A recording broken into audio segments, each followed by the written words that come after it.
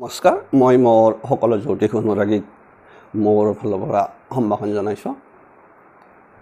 মই আপোনালোকৰ লগত ৰুদ্ৰাক্ষ সম্পৰ্কে ইয়াৰ আগত এটা ভিডিঅ' দিছিলোঁ। সেইটো আছিল আপোনাৰ দ্বিমুখী বা দুইমুখী ৰুদ্ৰাক্ষ। এই বিষয়ে হয়তো বহুতে কিছু কথা হ'লেও আভাস পাইছে যে আমাৰ গ্ৰহৰত্নৰ বাহিৰেও আমি ৰুদ্ৰাক্ষৰ দ্বাৰাও কিছুমান গ্ৰহ প্ৰতিকাৰ কৰিব পাৰোঁ, কিছুমান সুফল পাব পাৰোঁ ৰুদ্ৰাক্ষ ধাৰণৰ কৰাৰ বাবে। কথা হ'ল কি, এইবিলাক বৰ এটা বেছি দামী নহয়। বিষয়বস্তু এটা কৈছোঁ আপোনালোকক, কিন্তু কথা হ'ল কি, দামৰ ক্ষেত্ৰত আপোনাৰ একমুখীটোৰ দাম বেছি, তাৰপিছত দুইমুখীৰ পৰা বা পাঁচমুখীলৈকে দামটো অকণমান কম হয়, কিন্তু তাৰ পিছৰখিনি লাহে লাহে দাম বৃদ্ধি হয়। বিশেষকৈ কৈছোঁ যে ৰুদ্ৰাক্ষ আপোনাৰ একমুখীৰ পৰা আমাৰ 14মুখীলৈকে পোৱা যায়, আৰু প্ৰত্যেকটা ৰুদ্ৰাক্ষৰে এটা নিৰ্দিষ্ট গুণাগুণ আছে। এই বিষয়ে আপোনালোকে গমেই পাইছে, মই কৈছোঁ। গতিকে বেছি আজি দীঘলীয়া নকৰোঁ। মুখ্য কথা হ'ল কি, আজি মই আপোনালোকৰ লগত আলোচনা কৰিম আন এটা ৰুদ্ৰাক্ষৰ বিষয়ে। সেইটো হ'ল ছয়মুখী ৰুদ্ৰাক্ষ। ছয়মুখী ৰুদ্ৰাক্ষটো ইয়াৰ গুণাগুণ কি, আৰু এইটো ধাৰণ কৰাৰ ফলত এজন ব্যক্তিৰ কি লাভালাভ হ'ব পাৰে। আপোনালোকক ক'লোঁ, মুখ্যতঃ প্ৰত্যেকটা ৰুদ্ৰাক্ষৰে নিৰ্দিষ্ট গুণাগুণ আছে, আৰু প্ৰায়বিলাক ৰুদ্ৰাক্ষৰো কিছুমান গ্ৰহৰো প্ৰতিনিধি কৰি থাকে। তথাপিতো ৰুদ্ৰাক্ষ ধাৰণ কৰিলে ভাল ধৰণে, বিশেষকৈ আপোনাৰ যদি ভক্তিভাৱে ধাৰণ কৰে, এটা বিশ্বাস চলি আহিছে, খুব তাহানিৰ পৰাই চলি আছে ৰুদ্ৰাক্ষ ধাৰণ কৰা। আনকি আমাৰ আয়ুৰ্বেদিতো আছে যে ৰুদ্ৰাক্ষ মানে আপোনাৰ ভস্ম সেৱন, এইটো বহুতে নাজানে। এই এটাও আছে, মানে এষ্ট্ৰলজি বিষয়ে হওক বা ৰুদ্ৰাক্ষ বিষয়ে ক'ব যাওঁতে। গতিকে আমি সাধাৰণতে প্ৰতিকাৰ হিচাপত তিনিটা প্ৰতিকাৰ আমি প্ৰায় ব্যৱহাৰ কৰোঁ জ্যোতিষীসকলে। এইটো কৈছোঁ আপোনালোকক যে সাত্বিক প্ৰতিকাৰ কৰোঁ, তাৰ বাহিৰে আমি ৰাজসিক কৰোঁ, তামসিক কৰোঁ। ৰাজসিকটো আপোনালোক সাত্বিকটো গমেই পাইছে। যিসকল জাতক জাতিকাক আমি কওঁ যে আপোনাৰ অমুক গ্ৰহ বেয়া হৈছে, গতিকে আপুনি অমুক থানত অমুক বস্তু দান কৰক, অমুকটো পালন কৰক, এইটো সাত্বিক প্ৰতিকাৰ। আৰু যিটো ৰাজসিক প্ৰতিকাৰ হ'ল, সেইটো হ'ল আমি গ্ৰহৰত্ন যেতিয়া দিওঁ, গ্ৰহৰত্নবিলাকক সদায় ৰাজসিক বুলি কোৱা হয় সেইটো। গতিকে তাৰ ফলত আপোনাৰ যিহেতু ফল পোৱা বুলি এটা বিশ্বাস চলি আহিছে। আৰু তৃতীয়টো তামসিক। তামসিকটো হ'ল তান্ত্ৰিক পদ্ধতি। গতিকে আমি প্ৰায় সেইটো কিছুমানে কৰে। ধৰক এটা আপোনাক কৈছোঁ তামসিক প্ৰতিকাৰ কোনটো হয়, মই এটা আপোনালোকক মানে উদাহৰণে বুজাই দিছোঁ যে ধৰক কোনোবা তিৰোতা মানুহৰ পঞ্চমত আপোনাৰ সন্তান স্থানত শনি বহি থাকিল, সন্তান নহয়। তাৰ কাৰণে বহুতে আপোনালোকক ক'ব যে আপোনালোকে সেই কৰক, বিশেষকৈ আপোনাৰ শ্মশানকালীৰ পূজা কৰক। শ্মশানকালী পূজা কৰাৰ লগে লগে সেইটো তামসিকত গুচি যাব। কিন্তু পূৰা কালিক পূজা কৰিব কোৱাৰ লগে লগে আহি গ'লে সেই তামসিক। গতিকে পূজা যে এইটো ভালকৈ কৰিব লাগিব। বিশেষকৈ শ্মশানকালী মানে পূজা কৰা মানে আপুনি জানে, গমেই পাইছে, বাকী মই নকওঁ। মোৰ সেইটো আলোচ্য বিষয় নহয়। মই ক'ব গৈছোঁ যে আপোনালোকক ৰুদ্ৰাক্ষৰ দ্বাৰাইও কিছু ক্ষেত্ৰত আমি সফল হ'ব পাৰোঁ, সেইটোহে ক'ব গৈছোঁ। যে আপোনাৰ এটা ৰুদ্ৰাক্ষ ধাৰণ কৰিও আমি কিছু ক্ষেত্ৰত সফল হ'ব পাৰোঁ, কিছুমান বেমাৰ আজাৰৰ পৰা নিৰাময় হ'ব পাৰোঁ। আনফালে কিছুমান আপোনাৰ খুব ভাল কাম হয়। এতিয়া আমি যিটো ৰুদ্ৰাক্ষৰ কথা কৈছোঁ, সেইটো হ'ল ছয়মুখী ৰুদ্ৰাক্ষ। যিহেতু মই কৈছোঁ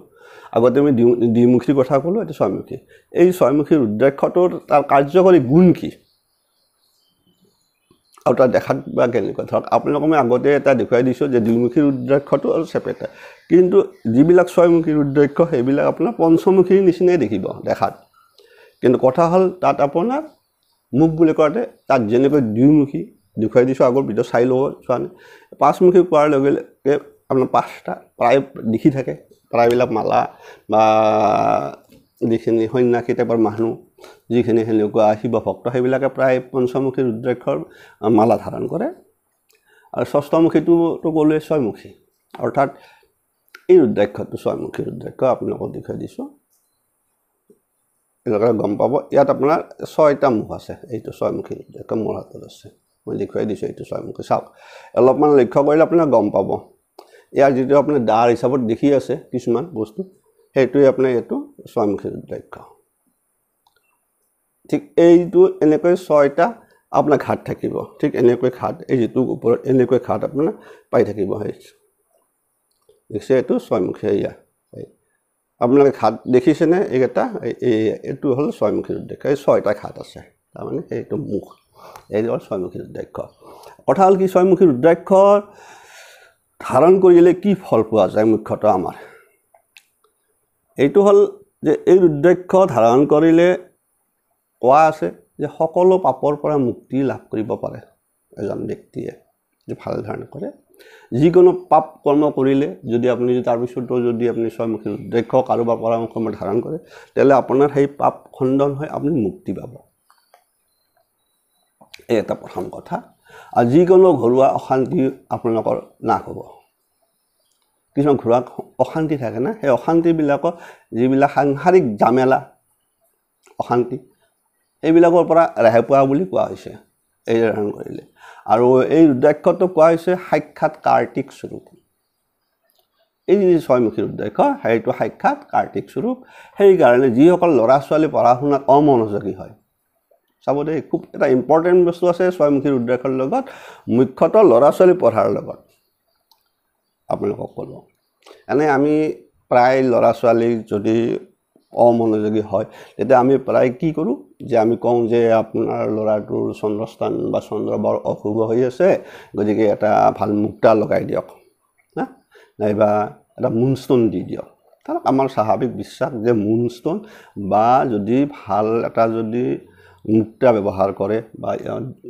লয় তেতিয়াহ'লে ল'ৰা ছোৱালীৰ চঞ্চল ভাৱটো নোহোৱা হয় আৰু পঢ়া শুনাৰ মনোযোগ বৃদ্ধি হয় সেইটো আমাৰ স্বাভাৱিক দিয়া যায় প্ৰায় যদি সি দিয়ে মই বুলি কোৱা নাই সেইটো চন্দ্ৰৰ কাৰণেও হয় ল'ৰা ছোৱালীৰ পঢ়াৰ অমনোযোগ কিন্তু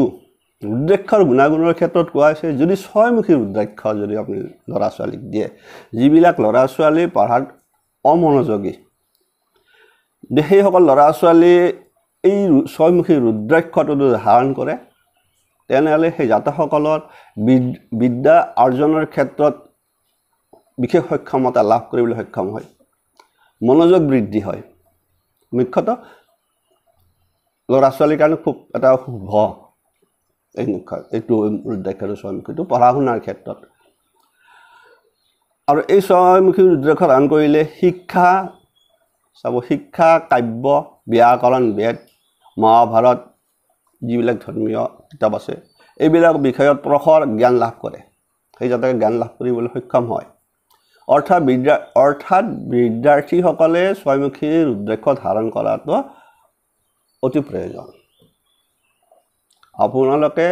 এটা মুক্তা অথবা এটা মুনষ্টন দিয়াতকৈ যদি ল'ৰা ছোৱালী পঢ়াত অমনোযোগী হৈ আছে তেনেহ'লে আপোনালোকে সেই ল'ৰা বা ছোৱালীক আপুনি এটা ছয়মুখী ৰুদ্ৰাক্ষ দিয়ক সেইটো আপোনাৰ ল'ৰাটোৰ হৈ আপোনাৰ ইয়াত দিব পাৰে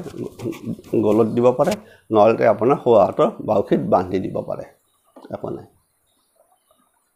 ইয়াত গলত ল'লে বা বাউসীত বান্ধি দিলে সোঁ হাতৰ দেখা নাপায় কোনো গতিকে একো নাই অসুবিধা আৰু বিশেষকৈ আপোনাৰ যিখিনি ল'ৰা ধৰক ক্লাছ 5-6 পাইছে মোটামুটি সেনেকুৱা ল'ৰা ছোৱালীৰ ক্ষেত্ৰত দিব পাৰে তেতিয়া আপোনালোকে আৰু আনফালে পঢ়া শুনাৰ ক্ষেত্ৰত মনোযোগ বৃদ্ধি হ'ব আনফালে যিকোনো আপদ বিপদৰ পৰাও ৰক্ষা পায় তাৰ বাহিৰে আৰু এটা গুণ আছে যে এই ৰুদ্ৰাক্ষ যদি থাকে ভূত প্ৰেতৰ পৰা ভয় কমে গতিকে সৰু ল'ৰা ছোৱালীবিলাক ভূত প্ৰেতক ভয় কৰে কোনোবাই কিবা ক'লে যদি এই ৰুদ্ৰাক্ষটো আপোনাৰ পিন্ধিবলৈ ধাৰণ কৰিব দিয়ে তেনেহ'লে দেখিব তেতিয়াহ'লে আপোনালোকৰ ল'ৰা ছোৱালী ভূত প্ৰেতৰ পৰাও ৰেহাই পাব ভূতৰ তাৰমানে ভূত প্ৰেতে একো কৰিব নোৱাৰা বুলি কয় যদি ৰুদ্ৰাক্ষ হাতত থাকে কিন্তু কথা হ'ল এই ৰুদ্ৰাক্ষটো আপোনাৰ প্ৰথম অৱস্থাত ৰূপাৰে বন্ধাই ল'ব লাগে নহ'লে ফাটি যাব পাৰে বেছি দিন হাতত থাকিলে গম পাইছোঁ যে ফাটি যাব পাৰে ফাটি যোৱাৰ হ'লেও যাতে নাযায় তেতিয়াহ'লে ইয়াক ধুনীয়াকৈ ৰূপাৰে বান্ধিলে ভাল ৰাউণ্ড কৰিব পৰা ওপৰত মাজেদি ৰূপাৰে বন্ধাই জানে সোণাৰীবিলাকে গতিকে সেইটো আপোনালোকে ৰূপাৰে বন্ধাই লৈ আপোনাৰ যিকোনো এটা সোমবাৰৰ দিনা দেই মই পিছত কৈ আছোঁ ধাৰণ পদ্ধতিটো আৰু এই ৰুদ্ৰাক্ষ আন এটা কথা হ'ল ইয়াৰ অধিপতি গ্ৰহ কিন্তু শুক্ৰ গতিকে স্বামীমুখী ৰুদ্ৰাক্ষ অধিপতি গ্ৰহ যিহেতু চন্দ্ৰ গতিকে চন মানে কি কানেকশ্যন দেই মই ভুল কৈ আছোঁ এই ৰুদ্ৰাক্ষৰ অধিপতি গ্ৰহটো শুক্ৰ যিহেতু এই ৰুদ্ৰাক্ষৰ অধিপতি সেইকাৰণে শুক্ৰ সংক্ৰান্ত যিখিনি বিষয়বস্তু ইয়াৰ পৰা প্ৰভাৱ বিস্তাৰ কৰে বিশেষকৈ আপোনাৰ যৌন যন্ত্ৰ কণ্ঠ যৌন উপভোগ প্ৰেম সংগীত আদিৰ ক্ষেত্ৰত বিশেষ উপযোগী আনফালে শুক্ৰ সংক্ৰান্ত বেমাৰ আজাৰৰ ক্ষেত্ৰতো বিশেষকৈ ভাল কাম কৰা বুলি কোৱা হৈছে ভাল কাম কৰে এতিয়া ধাৰণ পদ্ধতিটো মই আগৰ ভিডিঅ'ত কৈছোঁ তথাপিতো যিহেতু কিছুমানে আগৰ ভিডিঅ'টো নাচাবও পাৰে সেইকাৰণে মই ক'ব লগা হ'ল ইয়াৰ কথা হ'ল কি যিকোনো ৰুদ্ৰাক্ষ আপুনি ধাৰণ কৰাৰ সময়ত ইয়াক প্ৰথম শোধন কৰি ল'ব লাগে মুখ্য কথা শোধন নকৰাকৈ ৰুদ্ৰাক্ষ ধাৰণ কৰিব নালাগে গতিকে শোধন কৰাৰ নিয়মটো হ'ল যিকোনো ৰুদ্ৰাক্ষ আপোনাৰ শোধন কৰাটো প্ৰতি সোমবাৰৰ দিনাখন কৰিব লাগে ৰুদ্ৰাক্ষ শোধন সোমবাৰে ৰাতিপুৱা গা পা ধুই উঠি আপোনালোকে সুন্দৰভাৱে কোনো শিৱ মন্দিৰত যাওক শিৱ মন্দিৰত গৈ শিৱলিংগ ওচৰত স্থাপন কৰি তাত আপোনাৰ লগত লৈ যাব আপোনাৰ গাখীৰ আৰু গংগাজল এটা পাত্ৰত লৈ যাব আৰু সেইটোক আপোনাৰ 108 বাৰ যিটো শিৱৰ বীজ মন্ত্ৰ আছে এই বীজ মন্ত্ৰৰ দ্বাৰাই 108 বাৰ আপোনাৰ তাত বেলপাতেৰে পানী দিব লাগে যদি কথা হ'ল কি মই কৈছিলোঁ যে যদি আপোনাৰ 108 বাৰ 108টা বেলপাতটো মানুহৰ হঠাৎ পোৱা টান হয় গতিকে মই আপোনালোকক এটা কথাও কৈ দিছোঁ আগতো কোৱা নহ'ল যে আপোনালোকে যে 108টা বেলপাত নাপালেও সেই পানী সেই যিখিনি পালে তোৰে আপোনাৰ 2টা বা 3টা পাতেৰে আপোনালোকে তাত পানী লৈ এই গংগা আৰু গংগাৰ পানী গাখীৰৰ সেই যিটো মিক্স আছিল আৰু দি ফেলে ওম নমঃ শিৱায় প্ৰত্যেক দিয়াৰ বাৰতে ওম নমঃ শিৱায় বুলি ক'লেও বস্তুটো শোধন হৈ যায় আৰু বীজ মন্ত্ৰটো মই দিম আপোনালোকক তলৰ ফালে ডিছক্ৰিপশ্যনত দি দিম পাই যাব কিন্তু কথা হ'ল কি মই ইয়াত কোৱা নাই বুজিছে কাৰণ সেইবিলাক বীজ মন্ত্ৰ হ'ল এটা তান্ত্ৰিক যিবিলাক আপোনালোকে পায় হিং ক্ৰিং শ্ৰিং এনেকুৱা যিখিনি আপোনাৰ দৰ্শকসকলে ক'ব যে বোলে আপোনাৰ ইয়াত কোৱা নাই যে হিৰিং শ্ৰিং ক্লিং ঠিক এইবিলাক যিটো উচ্চাৰণ সেইটোৱে হ'ল আপোনাৰ মুখ্য বীজ মন্ত্ৰ তাৰ বাহিৰে কিন্তু ৰুদ্ৰাক্ষৰ ক্ষেত্ৰত কোৱা আছে যে আপোনাৰ শিৱৰ পঞ্চাক্ষৰ মন্ত্ৰটো অত্যন্ত উপকাৰী গতিকে সেই মন্ত্ৰটো কিন্তু সকলোৱে ক'ব পাৰে বা উচ্চাৰণ কৰিব পাৰে যেনেকৈ ওম নমঃ শিৱায় ওম নমঃ শিৱায় এইটো পঞ্চাক্ষৰ এইটোৰ দ্বাৰা প্ৰতিবাৰ দিওঁতে প্ৰতিবাৰে আপোনালোকে কিন্তু উচ্চাৰণ কৰিব লাগিব সেইদৰে 108 বাৰ আপোনালোকে দিলে তেতিয়া আপোনালোকে এই বস্তুটো জাগ্ৰত হ'ব জাগ্ৰত কৰা বুলি কোৱা হয় ৰুদ্ৰাক্ষটো জাগ্ৰত হ'ব তাৰপিছত আপোনালোকে সুন্দৰভাৱে ঘৰলৈ আনি ব্যৱহাৰ কৰক বা পিন্ধক তেতিয়া তাৰ ফল নিশ্চয় পাব গতিকে এতিয়া আপোনালোকে মই কৈ দিলোঁ যে এই ৰুদ্ৰাক্ষৰ ষষ্ঠমুখী ৰুদ্ৰাক্ষটো অত্যন্ত এটা উপকাৰী ৰুদ্ৰাক্ষ বিশেষকৈ ল'ৰা ছোৱালী পঢ়া শুনাৰ ক্ষেত্ৰত আনফালে শুক্ৰ সংক্ৰান্ত অসুখ বিসুখৰ ক্ষেত্ৰত বিশেষকৈ যৌনতন্ত্ৰ হয়তো আমাৰ পেচাবৰ সমস্যা হওক বা আপোনাৰ কিবা এটা হওক ঠিক এনেকুৱা আনফালে কোৱা আছে যে এই ৰুদ্ৰাক্ষ যদি ধাৰণ কৰে কিছুমান মানুহৰ শুক্ৰৰ কাৰণে কিছুমান মানুহৰ চৰিত্ৰত দোষ হয় বদনাম হয় কিন্তু যদি এই ৰুদ্ৰাক্ষ থাকে তেনেহ'লে সেইবিলাক বদনামৰ শুক্ৰ সংক্ৰান্ত বদনামৰ যেনেকৈ যৌন সম্পৰ্কীয় বদনামৰ পৰা এজন ব্যক্তি আপোনাৰ ৰেহাই পায়